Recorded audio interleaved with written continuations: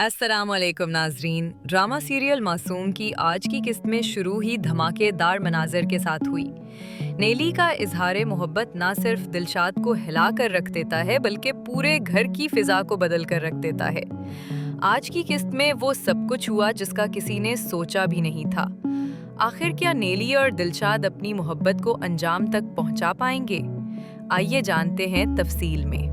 जी नाजरीन, आज की किस्त में आपने देखा कि नेली जब दिलशाद के सामने अपने दिल की बात रखती है तो दिलशाद के कदम डगमगा जाते हैं। वो नहीं चाहता कि नवाब साहब को हकीकत का इल्म हो जाए और वो अपनी बहन के साथ उस घर से निकाल दिया जाए।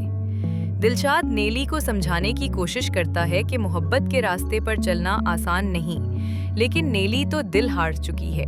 वो साफ कह देती है, लड़की को शादी से पहले मोहब्बत में नहीं पड़ना चाहिए, वरना शादी किसी और से और मोहब्बत किसी और से हो तो जिंदगी जहन्नुम बन जाती है। ये सुनकर दिलशाद तड़प उठता है और नेली के आंसू साफ करते हुए नफी में सर हिला देता है। मगर नेली हार मानने वाली नहीं। वो कहती है, लेकिन मैं तो मोहब्बत कर बैठी हूँ, अब क्या करूँ? नाजरीन, मोहब्बत की ये आग सिर्फ इन दोनों के दरमियान नहीं रही, बल्कि उसकी लपटें नवाब साहब तक भी जा पहुंची हैं। वो अपनी बेगम के सामने चीख कर कहते हैं, ये जो मोहब्बत की चिंगारियां होती हैं बेगम साहिबा, ये ना पत्थरों के महल देखती हैं और ना ही तिनकों की झोपड़ियां। इसी वक्त नवाब साहब गुस्से में नीली और दिलशाद को बुलाकर उन पर सवालात की बौछार कर देते हैं। वो नीली से पूछते हैं, ये क्या ताल्लुक है तेरा जो तूने हमारी दी हुई सोने की अंगूठी तक बेच डाली? बेटी बाप के सामने डरी सहमी खड़ी है, मगर इसी वक्त दिलशाद की बहन छुटकी हिम्मत करके आगे बढ़ती है और नवाब साहब से कहती है, मैं आपकी बेटी नीली का हाथ अपने भाई दिलशाद के लिए मांगती हूँ। बस फिर क्या था? ये सुनकर नवाब साहब आग बगोला हो जाते हैं। वो छुटकी को जोर से धक्का देते हैं और चीख कर कहते हैं, तुझे ये जुर्रत कैसे हुई कि नवाब शफकत इलाहाबादी की बेटी का हाथ मांगे? मरासन कहीं की। दिलशाद अपनी बहन को संभालता है और फिर नवाब साहब के सामने डट कर अपनी मोहब्बत का ऐलान कर देता है। ये मंजर देखकर नवाब साहब का खून खोल उठता है। वो दोनों बहन भाई को जबरदस्ती अपने घर से निकाल देते हैं। दूसरी तरफ वुजदान भी अपनी माँ की जिद से परेशान है। माँ चाहती है कि वुजदान नीली से शादी कर ले, लेकिन वुजदान इस रिश्ते को कभी कबूल नहीं कर सकता।